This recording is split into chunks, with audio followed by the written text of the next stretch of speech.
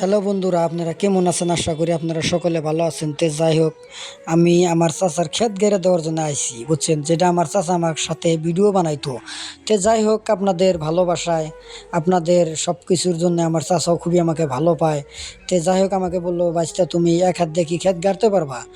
বললাম, কাকু, আল্লাহ ইচ্ছা করলে সবই মানুষকে মানে কষ্ট হইলেও করতে দেয়। যাই হোক, কয়েকটা হাত নাই, কিভাবে করবা তুমি? আমাকে চাচা আমাকে বলছে।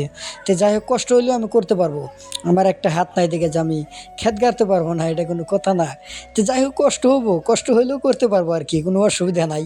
আমাকে চাচা বলছে, চাচা তুমি তাহলে এই যে ক্ষেত গাড়বার নইছো, তাহলে আমার ক্ষেতটা গাইড়ে দিবার নইছো, তাহলে তোমাকে কি খেলানো? কিছু লাগবো না।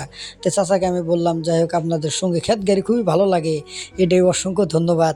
যাই হোক, একটা হাত না থাকার কারণে কিন্তু আমি বন্ধুরা খুবই কষ্ট করে কাম করি আর কি, কাম করি এই জন্যই, নিজের তো পেটটা আছে না। যাই হোক, আপনাদের দোয়া আশীর্বাদে খুবই মানে ভালো লাগে। যাই হোক, ফুটো বাটা গাড়া হলো। আপনাদের যদি ভিডিওটা ভালো লাগে অবশ্যই একটা শেয়ার করবেন, কমেন্ট করবেন।